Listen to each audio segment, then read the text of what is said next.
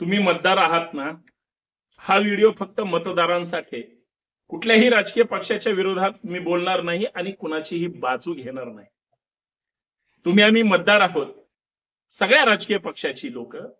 आपण मतदार म्हणून वेगळ्या वेगळ्या अनभाका आपल्या समोर त्या ठिकाणी देतात, आश्वासनं देतात, निवडणुकाच्या काळामध्ये प्रचार यंत्रणा जोरात राबवतात. पण निवडून आल्यानंतर 5 वर्षामध्ये ते प्रत्यक्षात त्यांनी जो मॅनिफेस्टो काढलेला असतो, जाहीरनामा काढलेला असतो, ते खरंच पूर्ण करतात का? पण त्याच्यापेक्षा भयानक गोष्ट आता सध्या जे देशामध्ये प्रकरण सुरू आहे. तुम्ही मतदार आहात, मी पण मतदार आहे. हा व्हिडिओ जेवढे पाहतील किंवा जेवढे पाहणार नाहीत किंवा महाराष्ट्रातले 12-12.5 कोटी जनतेतली प्रत्येक व्यक्ती या महाराष्ट्राची रहिवाशी आहे आणि देशाची नागरिक आहे, लक्षात ठेवा. 18 वर्ष पूर्ण झाल्यानंतर प्रत्येकाला मताचा अधिकार आहे. पण असेही काही देशद्रोही राहतात जे बोगस मतदान लावतात आणि बोगस मतदानाच्या जीवावर एखाद्या उमेदवाराला किंवा पक्षाला निवडून देतात. पक्ष कुठला आहे, विचारधारा कुठली आहे, गरजच नाही त्याच्यावर चर्चा करायची. हे बोगस लोक तुमच्या माझ्या भागातला आमदार ठरवतात, खासदार ठरवतात. तुम्ही आम्ही आपल्या गावचा विकास, शहराचा विकास, आपल्या भागाचा विकास झाला पाहिजे. आपल्याला एक चांगली सुरळीत यंत्रणा आणि ज्या काही सरकारच्या वतीनं महत्वाच्या जबाबदार आणि जीवनावश्यक गोष्टी असतात ते सरकारच्या वतीनं मिळाव्यात ही आपली माफक अपेक्षा असते. पण खरं प्रामाणिकपणे सांगा, बनावट मताच्या जीवावर जर एखादा नेता सत्तेत बसत असेल, बनावट मतांच्या जोरावर तो राज्याचा मुख्यमंत्री होत असेल, देशाचा प्रधानमंत्री होत असेल, तर आपण विचार कुठल्या गोष्टीचा करायचा की मी जे मतदान केलंय तोच उमेदवार निवडून आलाय का? अख्ख्या आपल्या मतदारसंघामध्ये अशी लाट होती की नाही यावर्षी बदल होणार आहे, हा निवडून येणार नाही, हा काही कामाचा नाही. त्या ठिकाणी बोगस मतदान कसं काय झालं? आज जर देशाच्या विरोधी पक्ष नेत्याने संसदेच्या सभागृहामध्ये जर मतदार याद्या त्या ठिकाणी किंवा खोटं बोगस मतदान, बनावट मतदान जर दाखवलं असेल, सांगितलं असेल, तर हा जेवढा धोका विरोधकांना वाटतो त्याच्यापेक्षा जास्त धोका हा सत्ताधाऱ्यांना सुद्धा आहे. कारण लोक सतत बदलत असतात. लोकांच्या काही कपाळावर शिक्का नाही मारला आयुष्यभर मी फक्त याच पक्षाला मतदान करणार नाही. ही लोक उद्या बदलणार सुद्धा आहे. ही लोक मुळात मानसिक दृष्ट्या गद्दार आहेत, सामाजिक दृष्ट्या गद्दार आहेत, राजकीय दृष्ट्या देशद्रोही आहेत आणि संवैधानिक दृष्ट्या ते या भारताचे शत्रू आहेत जे बोगस वोटिंग करतात ते. आणि मग तुम्हाला आम्हाला राग का येत नाही? आपण नागरिक आहोत ना.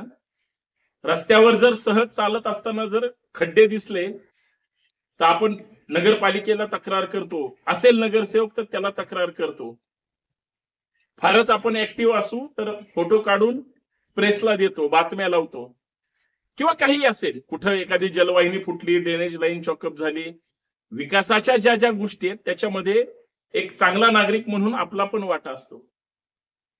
मग आपण जे मतदान करतो, मतदान करा मतदान करा म्हणून आपल्याला विनंती केली जाते, राजकीय पक्षांकडून विनवणी केली जाते.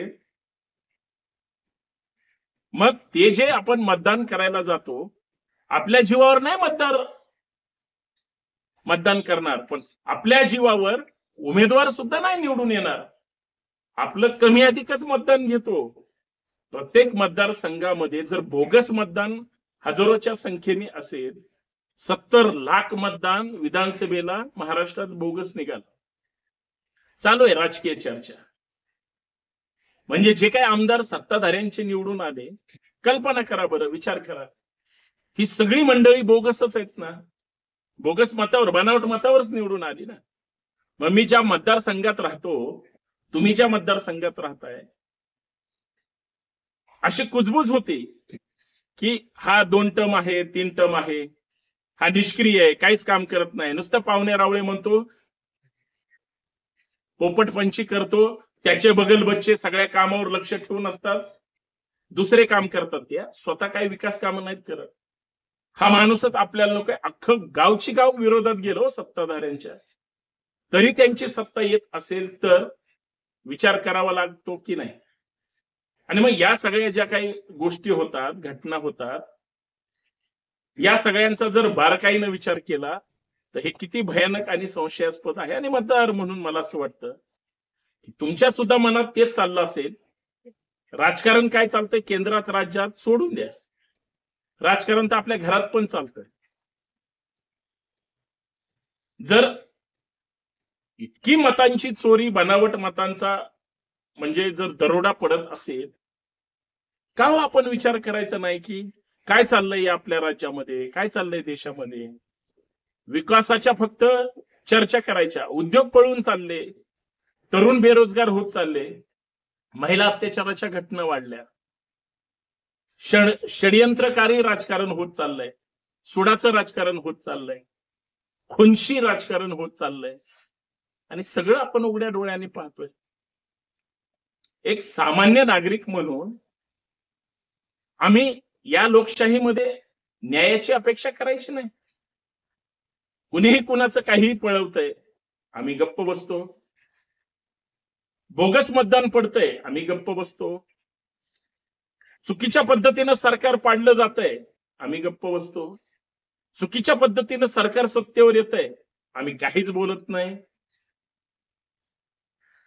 निर्लज्ज आणि बेशरमपणाचा किळसवाना चेहरा घेऊन आपल्या समोर तोच राजकारणी फसवेगिरी करतोय, घाणेरडं राजकारण करतोय, आम्ही मुख गिळून गप्प बसलोय. आम्ही नागरिक म्हणून, मतदार म्हणून, एक जबाबदार व्यक्ती म्हणून आम्ही काही बोलणार आहोत की नाही, आमच्या मनात काय होतंय की नाही, का फक्त माझा बाल्या, माझी बाली आणि 10x10ची खोली. किती दिवस? 2चे 4, 4चे 6, 6चे 8 झाले ना आता तुमचे. या देशामध्ये, आपल्या राज्यामध्ये जर आपल्याला बोलण्याचा, लिहिण्याचा, मांडण्याचा, सांगण्याचा जर हक्क अधिकार असेल तर मी कुणाला मतदान केलंय, माझं मतदान मी दिलेल्या उमेदवाराला तरी पडतंय का, हे सुद्धा बोलण्याचा अधिकार नाही. आणि त्या अधिकारावर ईव्हीएम मशीन आपल्याला बंद पाहिजे होती, बॅन करा म्हणून सांगितलं, त्यांनी व्हीव्हीपॅट आणला, आता ते पण निवडणूक आयोगाने बंद केलं. सरकारच्या आशीर्वादाने जर सगळं चालत असेल, सरकार कधी कोणाचं बदलू शकतं. पण जी ज्युडिशियल सिस्टीम आहे, जी प्रशासकीय सिस्टीम आहे, ही सगळी यंत्रणा कुणाच्या अधिपत्याखाली काम करते, प्रशासकीय यंत्रणेच्या का राजकीय यंत्रणेच्या. आणि मग या सगळ्या गोष्टी नागरिक म्हणून उद्याची तरुण पिढी कशाचा आदर्श घेणार सांगा बरं. आजचा तरुण जातीवर पेटवला जातोय, धर्मावर पेटवला जातोय. रोजगार सांगितला की जय श्रीराम म्हणायचं, पोरांना काम द्या, महिलांचं संरक्षण करा, हे जय श्रीराम म्हणतात. अरे बाबा, नागरिकांचा विचार करा ना, बाकीचे फालतू धंदे चालत राहतील. ते म्हणतात साहेब सध्या व्यस्त आहेत.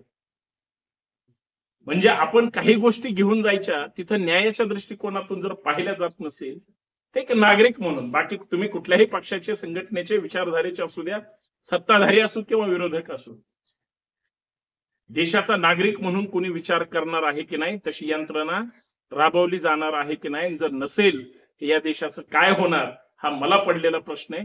तुम्हाला काय वाटतं मला नक्की सांगा. माझे जर शब्द पटले तर हो म्हणा, नसेल तर नाही म्हणा. तुमचं लाईक, कमेंट, तुमचं शेअर, नवीन असाल तर हे चॅनल सबस्क्राईब केलं तर बरं होईल. जय शिवराय. संपर्कात राहूया, राष्ट्रासाठी, देशासाठी खरं बोलूया. धन्यवाद.